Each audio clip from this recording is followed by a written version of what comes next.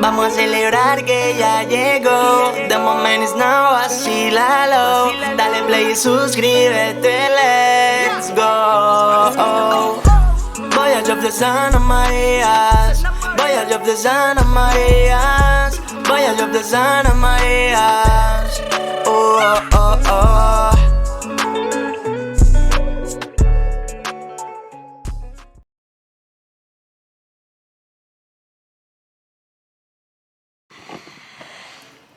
Buenos dias, Voyagers. Good morning, Voyagers. So, it's a very, very early morning. It's 5 o'clock in the morning, but we are going on a road trip.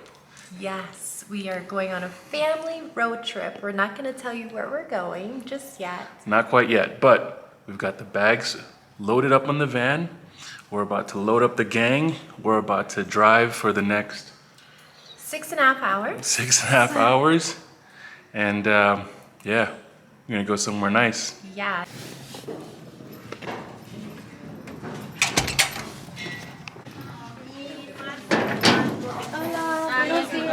Y Diego falta, ¿no? ¿Todo ya está atrás? Buenos días. Morning, Paula. Buenos días. Buenos días. ¿A dónde andas? Mami, este es tuyo, ¿eh? Sí.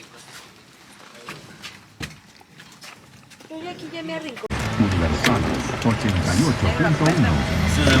a veces sí se avientan canciones chidas. Este cabrón se quiere conquistar a las... Oye, ¿quieren que nos cobren barato o qué?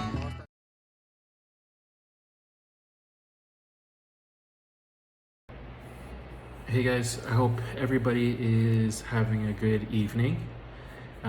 It's currently Thursday, August 19, 2021. We are here in Mexico City, staying at Denise's stepdad's place with his whole family. Denise's mom is here. Our niece Bella is here with us as well. And it's really unfortunate about what it is that we're going to be telling you about this evening so early in our trip. So as a family, we decided to take a little bit of a road trip and drive from Mexico City down to Acapulco. So at 5:30 a.m. this morning, we all packed up our stuff, got into a van. There was about 15 of us as a family, and we decided to hit the road and go on a family vacation. About, I don't even remember how long it was. It's like an hour in. Maybe 45 minutes to an hour in, driving south towards Acapulco. There was a car that pulled up behind us on the highway and was just flashing his lights. There were only a few trucks that were around, and they were passing by and they were exiting. But this car pulled up right behind us very quickly and started flashing its lights and honking its horn. It was like police lights, so like red, white, and blue lights, and the siren was one of what a police car would usually use. So We were looking for a place to pull over, and once we finally did, somebody got out of the car and approached the driver's seat and basically started asking the driver, which is a family member, where were we going, where we were coming from, who was in the car, things like that. And after that, he went around the back of the car and came around to the passenger side window where Denise's stepdad's nephew, another family member, was sitting in the front seat, and he's 16, 17 years old. And the guy started asking who else is in the car, and we told him that we had a few kids in the car, and started asking if we had anything on us, if we had drugs or any type of weapons. And then he had a flashlight that he kept flashing into the back of the car. And he flashed it on me, and he noticed that I had my North Face bag that was around my chest. and he asked me if I was holding any drugs in there, but this was all in Spanish, so Denise was quickly trying to translate as much of it as possible, outside of the stuff that I could barely understand. So I handed over my bag, and once he looked inside of it, he noticed the GoPro, he noticed a little bit of cash, and very quickly after, he pulled a gun out of his pocket, pointed it directly at the guy sitting in the passenger seat, the teenager, and said, "This is a robbery. Give me all of your money, give me all of the jewelry, and everybody's phones." So quickly we started scrambling. A lot of kids in the back. Denise's mom was there telling him, "We have kids in here. We'll just take the money, take what you want." In my bag, it had my driver's license, my debit card, credit card, cash in there, and I had a GoPro in there along with some charging cables. So he probably knew that we had some more stuff. So, we started emptying our pockets and handing over the money. Jewelry, phones. He asked for the phones, but he just got distracted with pretty much what was inside of Marco's bag. Like, he just kept looking at it. He was nervous himself. So he just ended up taking what he could quickly. And he kept saying, "Give me everything.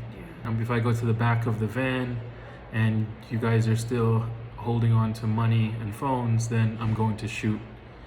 And he kept trying to open the sliding back door, which I was right next to. And luckily, I had just locked it maybe 5 minutes before, and there was no way for him to be able to open the door. And he tried to stick his hand in the front passenger window and reach for the lock, but he couldn't reach it. And at that point, he started putting his flashlight on my face. He noticed that I had gold earrings on, and he immediately asked for the earrings. And then he asked for Denise's necklace, and she just snapped it off her neck, and we handed up our jewelry. And then when he got back into the car, he made us go in front and watched us drive down for another 3 or 4 miles before we got to a toll booth. And then at the toll booth, we're not sure what happened, but he seemed to have disappeared from there. And then after that, we just tried to find the first exit after the toll booth to pull over and call the police and give us an opportunity to call the banks and cancel our cards. But before we even booth, just before, when he was about to get into his car, he radioed in who we didn't know at the time who he was radioing in, but he radioed in a number, and then he said, "Let this car go through." We pretty much already paid our toll, and we had no money on us because he took it all. There were a few things that we were able to hold on to. Some people reacted really quickly, including Denise and myself, and we threw our cell phones under the seats. I had my vlogging camera, which I was able to stuff somewhere as well, and our headphones. And we had the luggage that was actually on top of the van, which might have alerted them to begin with, as to, we're a big group of travelers, and the van that we were in was a rented one, so it has the sticker on it that it's a rented van. But anyway, when we passed the toll booth, we exited. We went to a gas station and we called the police. About 4 squad cars came over, and they were speaking to us as a group, and they had even mentioned that the description that we gave of the vehicle as well as the individual matched several reports that they've received very recently. And there should have been some squad cars or some police cars on the highway around the same area that we reported the robbery took place. So for insurance purposes only, again, these were materialistic things, and no way, shape, or form are we dwelling on that at all. We're so grateful that everyone is okay. But for insurance purposes, I did need just a report on paper to submit it. However, the police officers weren't able to do that. They did take a report. However, they said we needed to go to the precinct to actually have it on paper. So we did that. We went and we waited for about 45 minutes. It was about 45 minutes, yeah, before somebody who wasn't even inside the precinct at the time came out to start speaking with us and ask us, you know, what is it that we were looking for. And then they started asking us some questions, and then we got on the phone with one of the family members who actually stayed behind because they had to work, and he started mentioning to us that a lot of the questions they were asking us sounded a little bit fishy, in a way to try to find out some more information about us that they didn't really need at the time. Yeah. So I wanted to put the report under my name so that I can just submit the claim. However, they were really insisting for it to be under one of the locals' names, specifically the teenager that was The at young the boy who was sitting in the front. and at the window. Yeah, they insisted for it to be him, saying that he probably saw more, and to leave his ID, that they would need his full name and ID. And then I was very persistent over the fact, no, like I'm the one that need this. Nothing else is to be put on this report. And that's when we pretty much quickly realized that the police was in on it too. And it was just a full-on setup. So we just decided to get out of there, get back in the car, and head back home, make sure that everybody was okay and feeling okay. So on the way back, after we decided not to go ahead with the police report for everyone's best interest, we just ended up coming back home. And when we passed the area where the incident happened, so it was between two toll booths, when we were passing one of the toll booths, we saw him. He no longer had his black cap on. He still was in the full black uniform-ish attire. But we saw him. He was standing with another car. And then the car went and sped off into the toll booth, which is what we did. And then he was just walking into the toll booth. So they're all working together. It's just one huge operation. You know, it's unfortunate that this happened to us so early in our trip. You know, there are definitely going to be a lot of dangerous areas in Mexico that you have to look out for. However, we truly don't believe that this is a complete and fair representation of Mexico. Denise's stepdad is Mexican, and we've known him for decades. You've known him for decades. I've known him for over a decade, and he's absolutely amazing. And the welcome that we got here the other day was